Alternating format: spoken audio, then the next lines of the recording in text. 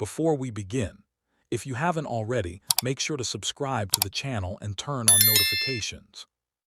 Our team produces detailed historical documentaries every week, exploring the weapons, technology, and strategies that shape the outcome of major conflicts.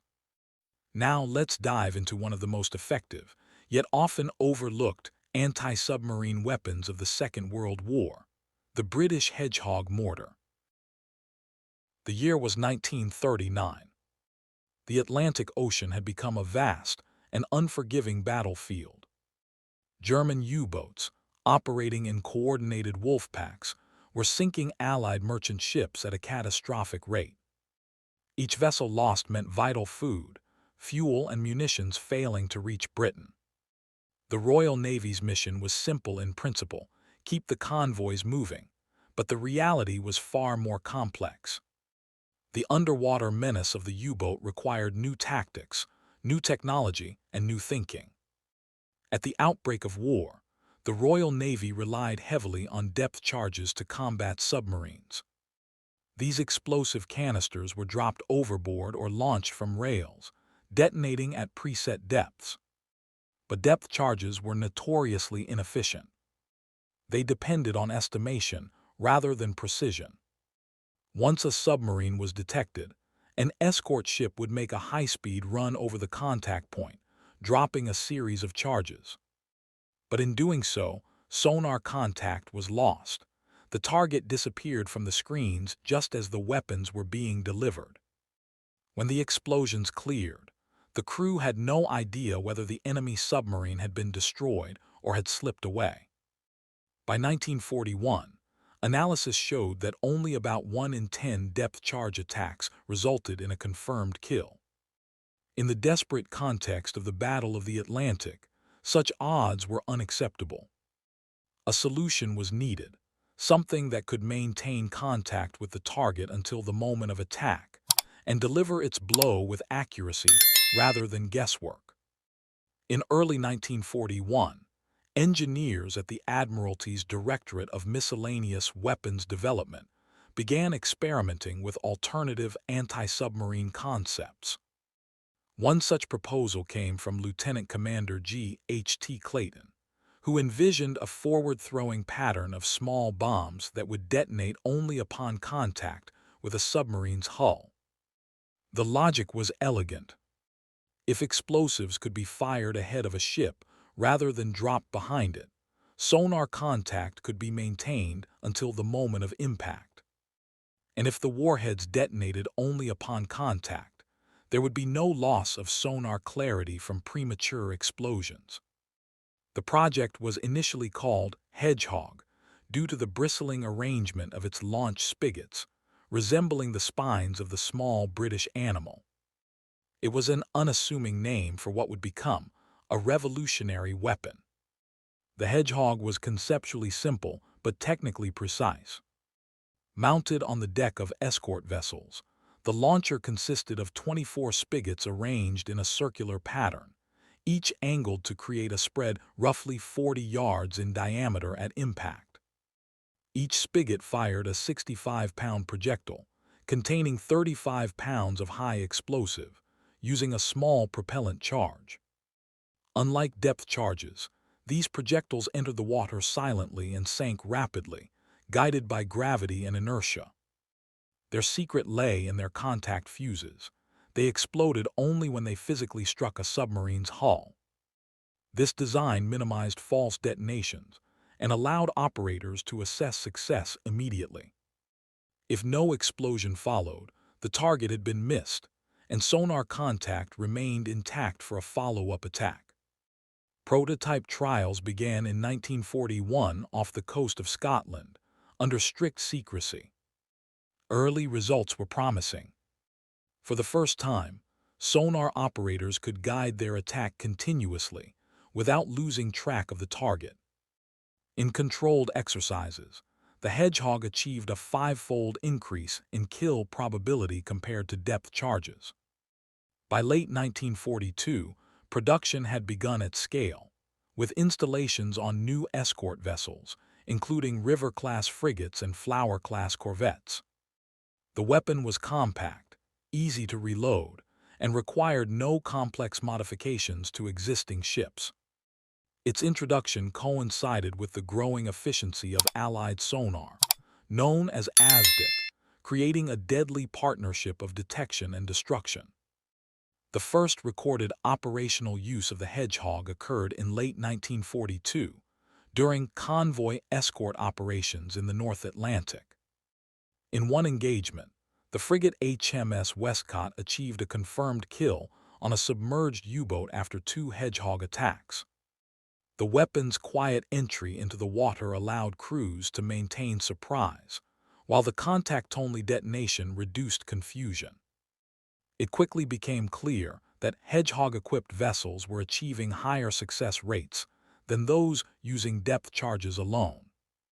By mid-1943, data showed that Hedgehog attacks had a 25–30% success rate, a massive leap forward in anti-submarine warfare.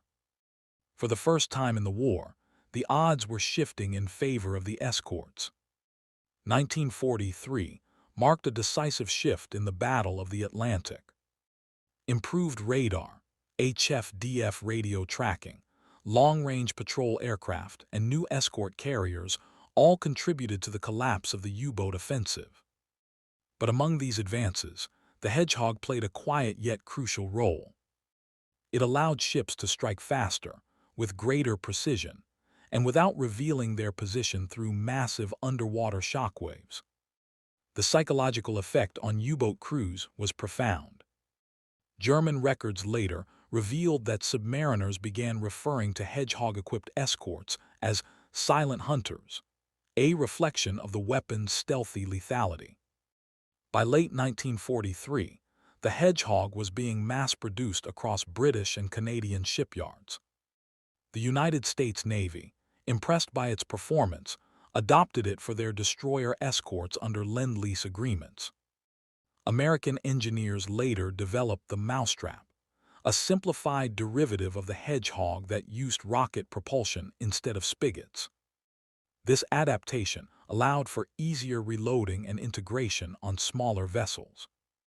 Together, the Hedgehog and Mousetrap systems represented a new philosophy of anti-submarine warfare, one that prioritized precision over brute force. By early 1944, U-boat losses had reached unsustainable levels. Allied escort groups, now equipped with radar, sonar, and Hedgehogs, had transformed from prey into predators. The once dreaded wolf packs found themselves outmatched and hunted across the North Atlantic. The statistics tell the story. In 1942, Allied convoys were losing ships at a rate of over 700,000 tons per month. By late 1944, losses had dropped below 100,000 tons. The tide had turned. And though many technologies contributed to that victory, the escort carriers, the Lee Light, improved torpedoes, the Hedgehog was among the most decisive innovations. It gave Allied sailors the ability to strike with confidence and accuracy, ending the dominance of the U-boat. As 1944 drew to a close, the Hedgehog had become standard equipment on nearly every Allied escort vessel. But the story did not end there. The next generation of forward-throwing weapons, the Squid and later Limbo systems, would refine and extend the Hedgehog's legacy well into the Cold War. By 1944, the Hedgehog had proven its worth. It was reliable, effective, and adaptable. But engineers at the Admiralty were already looking ahead. The lessons learned from wartime experience revealed limitations that could be overcome by a more advanced design. The Hedgehog relied on small, individually launched projectiles. While accurate, its range and explosive power were limited. To defeat deeper or faster-diving submarines, a heavier and more automated system was needed. The result was the Squid, a 3-barreled mortar developed by the Royal Navy in 1943 and entering service in 1944. Unlike the Hedgehog, which launched projectiles individually from spigots, Squid used mortar tubes that fired salvos of larger, 200-pound bombs.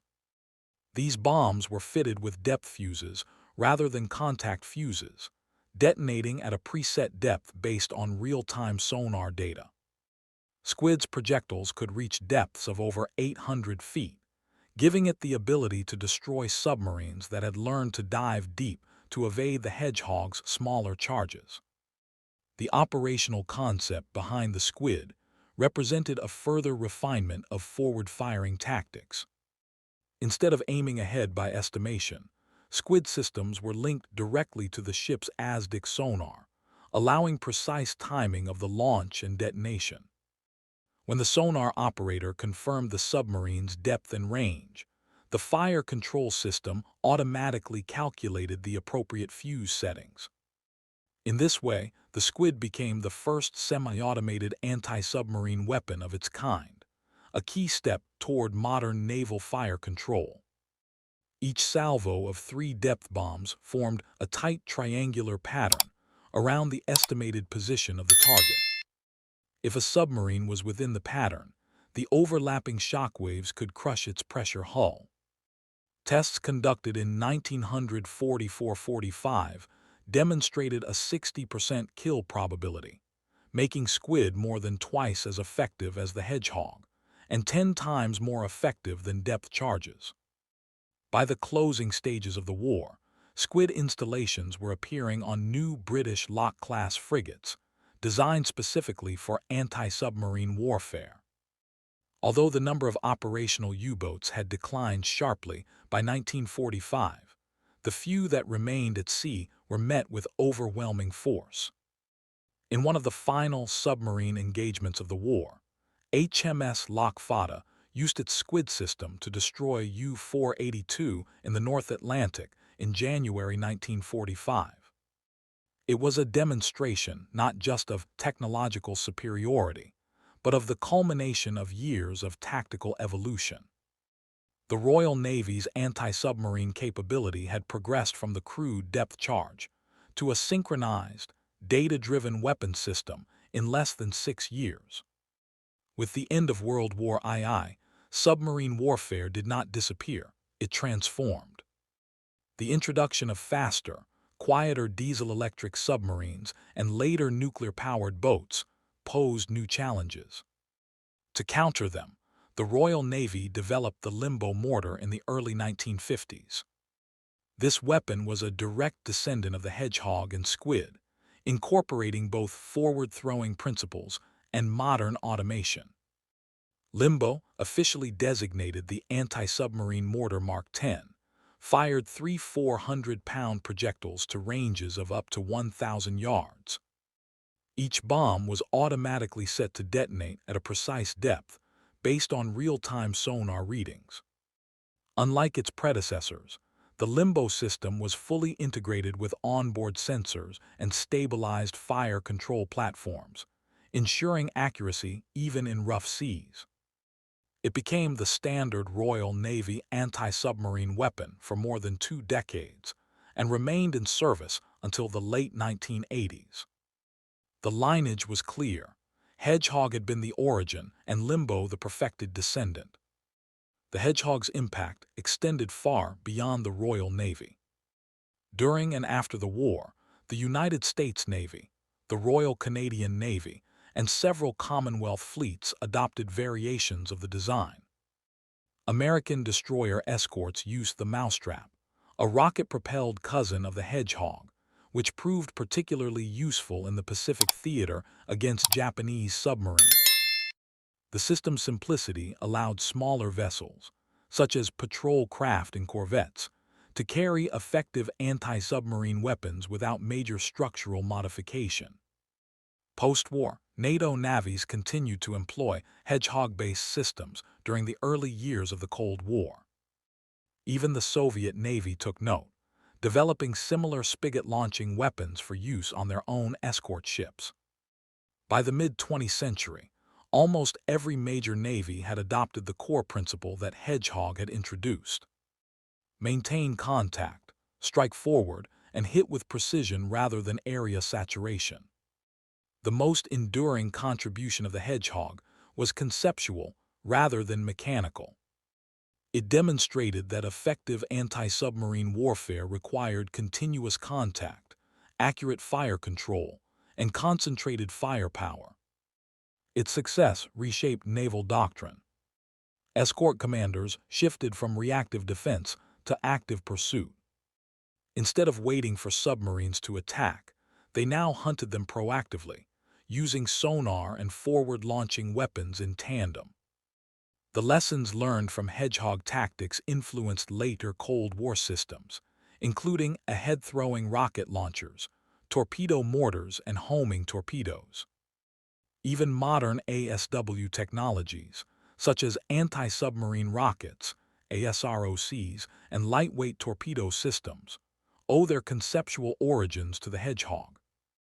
One of the reasons for Hedgehog's widespread success was its simplicity of manufacture. Unlike depth charges, which required large explosive casings and complicated release mechanisms, Hedgehog projectiles could be mass-produced with minimal specialized tooling. A complete launcher could be installed on an escort vessel in less than 2 days.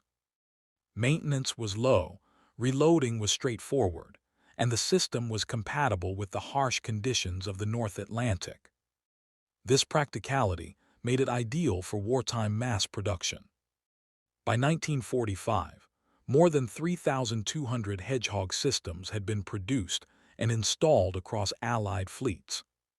It was, by all measures, one of the most cost-effective naval weapons of the war. Post-war studies conducted by the Admiralty's Anti-Submarine Warfare Division analyzed the combat performance of the Hedgehog across hundreds of engagements. The findings were conclusive. Depth charge success rate, 7%. Hedgehog success rate, 27%. Average ammunition expenditure per kill, reduced by 60%. Furthermore, the ability to maintain sonar contact significantly improved tactical coordination within escort groups. When one ship launched an attack, others could track and reposition based on continuous sonar data, creating a synchronized, multi-vessel engagement pattern previously impossible with depth charges. This new approach contributed heavily to the near-total suppression of the U-boat threat by mid-1944. Looking back, the Hedgehog stands as a classic example of wartime innovation born from necessity. It was not a product of massive industrial programs or grand design bureaus, but of small-scale ingenuity and experimentation. Its success rested on one simple idea: that precision was more valuable than power when facing an invisible enemy beneath the sea. By enabling contact maintenance, quiet attack delivery, and immediate feedback, it gave naval forces the tools they needed to dominate the underwater battlefield. In the grand narrative of the Second World War, weapons such as tanks, aircraft, and artillery often take center stage. Yet the quiet battles fought beneath the ocean's surface were equally decisive. The survival of Britain, and by extension, the success of the Allied war effort, depended on keeping the Atlantic lifelines open. The Hedgehog, though modest in appearance, was instrumental in securing that victory. It represented a turning point in the Battle of the Atlantic and demonstrated the power of innovation guided by necessity. Its legacy persisted long after the last U-boat surrendered. Every modern anti-submarine system, from rocket-assisted projectiles to sonar-guided torpedoes, carries the conceptual DNA of the Hedgehog. From the storm-tossed waters of the North Atlantic to the cutting-edge sonar arrays of today's navies, the influence of the Hedgehog endures. It was a weapon that combined simplicity with effectiveness, a bridge between the old world of guesswork and the modern era of precision warfare. Its story is a reminder that history's most transformative weapons are not always the largest or most powerful, but those that change the way wars are fought. Thank you for watching. If you enjoyed this 2-part documentary, Consider subscribing for more in-depth explorations of historical weaponry, naval technology, and the engineering feats that shaped modern warfare.